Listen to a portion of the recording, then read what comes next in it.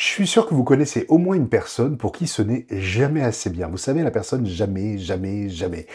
Eh bien, c'est hyper pénible, mais est-ce que c'est vraiment toxique? Qu'est-ce que t'en penses, Patrick? Ça dépend. Un seul symptôme isolément ne suffit pas, mais si on fait un petit tour des symptômes, un des trucs les plus évidents, c'est est-ce que cette personne est contente quand elle obtient ce qu'elle veut? Si jamais elle ne l'est pas, là, on va commencer à se poser la question de la toxicité, parce que quelqu'un qui est jamais content, ok, c'est une chose qui veut plus, plus, plus, mais en même temps, avec un bon résultat du mécontentement, là, il y a quelque chose qui cloche, et en fait, c'est un système psychologique qu'on a généralement tous, mais qui est vraiment, vraiment compliqué à comprendre, ça va pas du tout dans le bon sens.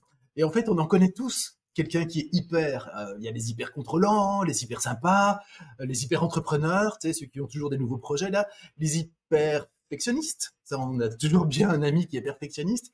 Et en fait, généralement, ce qu'on constate, c'est que sur un sujet assez précis, ils sont assez insistants. Donc le perfectionniste va être assez insistant sur bien faire son travail. Le contrôleur, bah, sur la qualité du boulot. L'hyper sympa, il va être insistant sur le fait d'être en relation avec les gens qui débarquent dans sa vie. Et l'hyper entrepreneur va être très insistant sur le fait d'avoir un nouveau projet, des nouvelles idées, d'avancer dans la vie, quoi, quelque chose comme ça. Et sur ce sujet, non seulement ils sont insistants, mais ils sont même en fait un petit peu obsessionnels. Grosso modo, leur vie tourne autour du contrôle, du projet, de bien faire son travail. Et ils vous donnent l'impression que nous devons leur prouver qu'on se donne toujours à fond pour leur projet à eux. Et l'air de rien, déjà là, c'est un peu particulier. Je mets le perfectionniste un petit peu en dehors du coup, mais vous allez voir dans quelques instants qu'on va s'y retrouver. Donc, son idée à lui, il est un peu obsessionnel, hyper engagé sur quelque chose. Donc, on appelle ça en fait, c'est de l'hyper-investissement émotionnel. Donc, lui, il va avoir l'impression que c'est jamais assez. Donc, qu'il ne contrôle jamais assez. Qu'il n'est jamais en lien avec d'autres, qu'il n'a jamais assez de projets ou que ce n'est jamais assez bien, ça c'est pour le perfectionniste. Vous, par contre, de l'extérieur, vous avez l'impression qu'ils s'en font vraiment beaucoup trop. Même si eux trouvent ça normal, parce que c'est normal pour un perfectionniste d'être perfectionniste, c'est-à-dire, en fait, il va pas dire que lui est perfectionniste, il va dire qu'il fait juste bien son travail. Mais le bien, vous voyez que c'est genre 98% sinon rien, alors que vous, à 70, vous êtes déjà grosso modo content. Non, non, non. Lui, les 28 de différence, là, c'est un vrai casus belli, c'est un vrai problème. Là où ça devient vraiment incompréhensible, parce que ça met déjà de la pression et de l'exigence au travail tous les jours, de la pression par rapport à la masse de travail, de la pression par rapport à la qualité du travail, et puis parfois aussi de la pression parce qu'on vous donne, on vous donne, on vous donne. Vous allez voir que, par exemple, l'hyper-entrepreneur, il fait pas tout seul. Non. Par contre, qu'est-ce qu'il vous donne comme projet? Toutes les semaines, vous avez un nouveau projet, et puis après, vous avez la pression d'avancer sur ce projet qu'il ne fait pas. Et là, l'air de rien, c'est compliqué. Mais premier signe important de toxicité, c'est à partir du moment où ils obtiennent un bon résultat, par exemple un contrôle qualité réussi, quelqu'un qui leur remercie pour leur amitié, un projet qui aboutit, un rapport finalisé, ils sont pas contents. Mais genre, ouais, bon, quoi. Genre, vraiment insatisfait. Et normalement, c'est bizarre. Quand on a très envie de quelque chose et qu'on a obtient un bon résultat, ben on fait la fête, on en profite. Non, eux, pas du tout. Ils voient que ce qui manque. Il y a 3 fautes d'orthographe dans le rapport. Le perfectionniste va plus voir que 3 fautes d'orthographe. 95% au contrôle, on va voir les 5% qui manquent. Tout ce qui a été mis en route pour le projet, on va voir que les étapes qui ont foiré, qui n'ont pas été suffisamment rapides ou bien faites. Et puis pour le merci de cette hyper sympa, ben il va chaque fois se rappeler de toutes les fois où on lui a pas dit merci, même si on a une sur 100. Et il repasse en boucle systématiquement ce qu'ils appellent un échec. Ça, c'est quand ça marche. Donc, quand ils ont un bon résultat, ils sont pas contents. Alors, quand ça marche pas, quand leur rapport n'est pas rendu à temps, quand ils n'arrivent pas à mettre le projet sur les rails, quand le nouveau, avec cette personne hyper sympa, dit non, non, ça va, moi j'ai déjà des amis, par exemple. Enfin bref, quand ça se passe pas comme il veut, alors là, ils ont un sentiment de manque et on sent qu'il y a un truc, ça va pas du tout. C'est pas juste, ok, bon, d'accord, on va passer à autre chose. Non, non, non, on passe pas du tout à autre chose. Et si ça perdure, ils peuvent même devenir carrément amers. Et donc, dans ce scénario, si vous voulez, il y a d'une part le côté, à chaque nouvelle tentative, nouveau projet, donc un nouveau projet, un nouveau contrôle, un nouveau rapport, je le dis à la vitesse grosso modo de leur excitation, on est bien d'accord. Ou un nouvel arrivant dans l'entreprise, super génial, il faut que ça marche, ce serait chouette. Et vous avez déjà ce petit côté fébrile.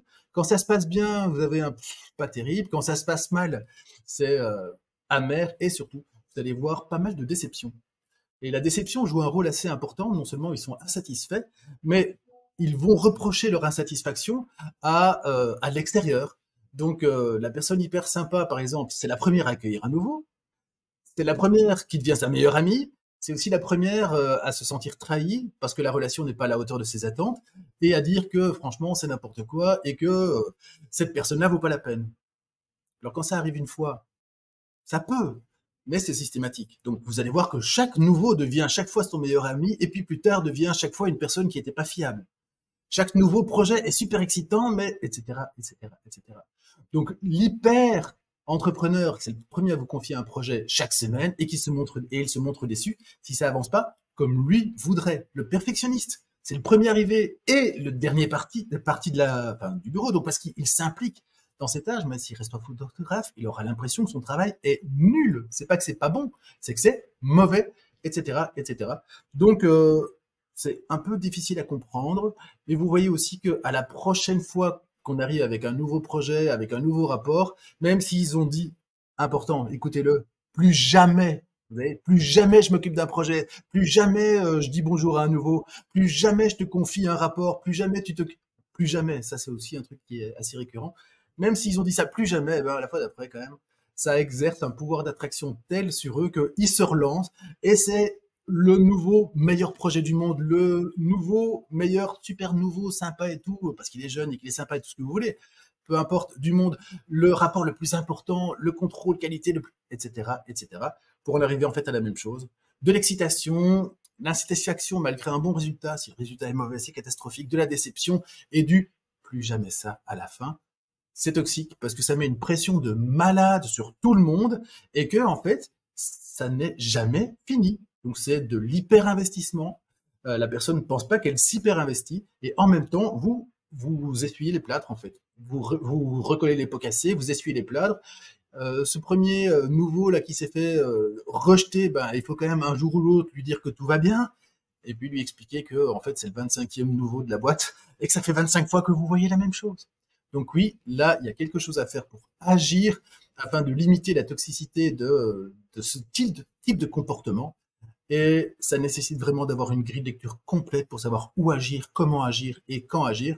Donc, pour savoir si ça vous parle et s'il y a quelque chose à faire pour vous, voyez un peu peut-être que pendant cette courte description, vous avez pensé à l'une ou l'autre personne.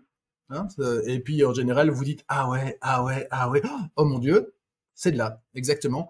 Peut-être que ça vaut la peine d'apprendre à la gérer et surtout à retirer votre épingle du jeu pour ne pas vous faire coincer systématiquement dans ces exigences à elle. Donc, je vous invite à faire le petit test tox ou pas tox et à voir si, au final, il y a quelque chose à faire en plus ou si vous pouvez survivre dans cet environnement complexe. Merci beaucoup Patrick. Pour faire le test, c'est juste en dessous, vous avez mis le lien. Ça vous prendra moins d'une minute et au moins, ça sera clair pour vous.